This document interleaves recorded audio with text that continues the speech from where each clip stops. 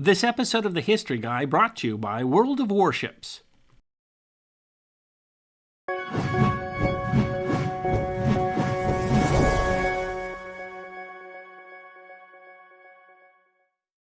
On December 7th, 1941, USS Maryland was at Pearl Harbor, inboard of USS Oklahoma. The ship's guns started firing almost immediately as the attack began, and from their vantage point, the men witnessed the attacks that would critically damage Maryland's sisters along Battleship Row, and face attacks so fierce that at first the Japanese reported that Maryland had been sunk. In that, they were wrong, and Maryland would come back to haunt the Empire of the Rising Sun and face the horror of its kamikaze attacks. Only a handful of witnesses to the attack on Pearl Harbor survive today. And that's all the more reason that the story of the attack told by the men of USS Maryland deserves to be remembered. USS Maryland was a Colorado-class battleship, like the USS Colorado, which you can play as a Tier 7 battleship in the free-to-play game World of Warships, now available on PC. One of the best parts of the game is that you get to play actual historic vessels, rendered in accurate and loving detail. The ships are designed based on historical documents and actual blueprints. And you don't just get to play your favorite ships, but also naval commanders. There's an incredible number of commanders to choose from in World of Warships, including many legendary historical figures, as well as some of your favorite fictional ones. And of course, World of Warships lets you play more than battleships, but also cruisers, destroyers, aircraft carriers, and submarines, each not just historically important and interesting, but also which offer unique challenges and advantages in fast, exciting strategic gameplay. With 7 different permanent battle types to choose from, players of all types can find their favorite way to play with both PvP and PvE gameplay options, so you can choose the style of play that suits you. And did I mention that the game is also available on console? I really love playing World of Warships. I shoot a lot and I hit a little and I always have a good time. So join me online now by downloading using the link in the description. New players on registration use the code WARSHIPS and you'll get free doubloons and credits and premium playtime and even a free ship after you complete 15 battles. USS Maryland, BB-46, was a Colorado-class battleship, the last of the American Standard-type classes. Ordered in December 1916 and launched in March 1920. In 1922, Maryland was assigned to the Battle Force, the U.S. Navy's presence in the Pacific. On December 7th, 1941, Maryland was carrying the flag of Rear Admiral Walter Stratton Anderson, commander of battleships, Battle Force. 7 battleships of Battle Force were moored off the southeast side of Ford Island, location chosen because that was where the water in the harbor was deepest, while USS Pennsylvania was across from the island in dry dock. Maryland was moored at berth F5 inside of Oklahoma. California was to her fore, Tennessee and West Virginia astern. That Sunday morning started normally, shown by a routine entry in the ship's log by Ensign J.B. Throw. Moored as before, 0640 received aboard from Oahu Ice and Cold Storage Company of Honolulu 2,000 pounds of ice for use in ship's ice boxes. The entry contrasts sharply with the second part of Throw's brief contribution to the log that day. 0750, Japanese planes commenced bombing attack on yard. Dive bombers. 0752 sounded general quarters. USS Oklahoma hit by unknown number of torpedoes. Control shifted to conning tower. Ensign W.O. Beach on Admiral Anderson's staff was in the wardroom.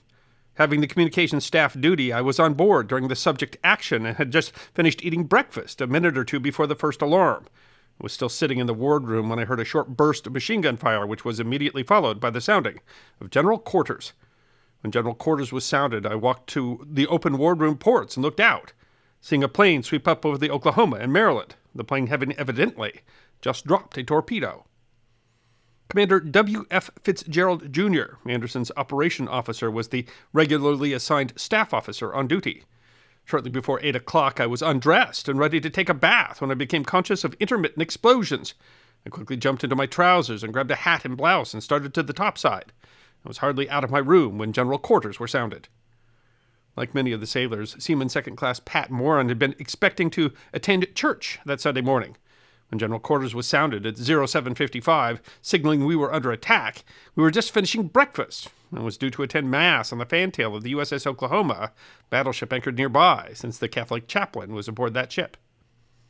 Moran's battle station was called Sky Lookout, a platform located on the foremast. I looked over my right shoulder as I climbed the 5 or 6 ladders to the lookout platform and saw that the Oklahoma had been torpedoed, and the chaplain and his assistants had been knocked down by the force of the explosion. I realized the seriousness of our situation. I don't recall being scared, just shocked. Lieutenant E.P. Holmes of Anderson's staff was headed to another military facility on the island when the attack started. Early in the morning of December 7th, 1941, I was proceeding with Lieutenant Commander A.C. Hone en route to Fort Shafter. We observed the sky and the general location of Pearl Harbor to be filled with bursts and heavy firing. We decided to proceed to Pearl Harbor and go to our ship. Assuming the element of surprise, the Japanese attacked with torpedo bombers first, as torpedo bombers were more vulnerable since they had to make relatively slow and level attacks. It was hoped that there would be less anti-aircraft fire. But some had bad luck, as Morin recalled. I witnessed a Japanese plane crossing our bow. You could see the eyes of the pilot, and he was smiling. Then I saw a grimace on the pilot's face as he was hit by 50 caliber machine gun fire. The machine gun fire was coming from my shipmate, Seaman Leslie Vernon Short. Short happened to be at his battle station when the attack started and had ammunition ready, which enabled him to react right away. Short recalled, after breakfast on Sunday morning, I came to Group A machine gun station to write some letters home and address some Christmas cards. Suddenly I noticed planes diving on the naval airbase nearby. At first I thought they were our planes, just in mock diving practice attack, but when I saw smoke and flames rising from the building, I looked closer and saw that they were not American planes. I broke out ammunition nearby, loaded my machine gun, and opened fire on 2 torpedo planes coming in from the east, which had just dropped 2 torpedoes. Flames and smoke burst from the first plane I aimed at, and it veered off to the left, falling towards the hospital. I think I also hit the second plane, which I aimed at immediately after shooting at the first one, but by then I was so busy that I cannot say for sure. Maryland's captain, David C. Godwin, wrote in his report, all anti-aircraft batteries were promptly manned at the beginning of the attack. The machine gun battery placed torpedo planes under fire immediately, it being believed that the first 2 such planes approaching the ship and the Oklahoma met destructive fire. Seaman Clarence Funteller was also at the guns, he recalled. The pointer fired the gun, and the loader turned around and jumped out of his seat and said, "Oh, my ears!" And the pointer said, "Ears? That's your ass! Get back up there! Get to shooting!" Commander Fitzgerald was on his way to the bridge. Upon arrival on topside, which I estimate to be around 8 o'clock, I noticed smoke, flame, and many explosions throughout the harbor. I believe I heard machine gun fire from the Maryland at this time, but I am not positive. Fitzgerald then set about getting other guns engaged. Shortly after my arrival on the flag bridge, Captain W.R. Carter, Chief of Staff, said, "We can't do much good up here. Let's go down to the guns and give them a hand." We both proceeded to the 5-inch anti-aircraft batteries and split up, each doing what he could to assist in organizing the gun crews, ammunition parties, and assigning to stations men who were not otherwise engaged. During all this time, the flame, smoke, and noise were terrific. Funteller said of the smoke, that was the worst thing about it. Yeah, your eyes. It bothered you. It bothered your throat, too, because there was so much of that black smoke rolling around that a lot of times you could hardly see. Then Maryland took her first hit and first casualty. Seaman Morin was close by. Our ship caught a 500-pound bomb on the bow at the bosun's locker. Shrapnel from that bomb hit one of our officers, Ensign Howard D. Crow, killing him instantly. The officer in charge ordered my buddy Bernard Murphy and me to carry the ensign down to the boat deck and then return to our battle stations. As we were descending those narrow ladders, the ship received heavy strafing. Captain Godwin reported that the bomb that did most structural damage to the forecastle and vicinity apparently detonated on contact with the forecastle's awning, perhaps sparing the ship greater damage. Seaman First Class Bob Brown was in the turret of one of Maryland's 16-inch guns. Dick Jensen noted in his 2001 book, Pearl Survivors, eyewitness accounts in their own words. The 19-year-old Seaman First Class was far below decks of the battleship USS Maryland, surrounded by 16-inch turret ammunition, when word came over the loudspeaker that the harbor was under attack. That was all Brown and the 7 or 8 other men in the ship's magazine knew of the Japanese bombing. They couldn't hear a thing. "It's hard to conceive that anything that makes as much noise as bombs falling couldn't be heard," he said, "but we were surrounded by tons and tons of armor and steel. We were 6 decks below where the action was taking place. It was a very helpless feeling. I wasn't scared. I don't know anyone down there who was. We just didn't know enough to be terrified."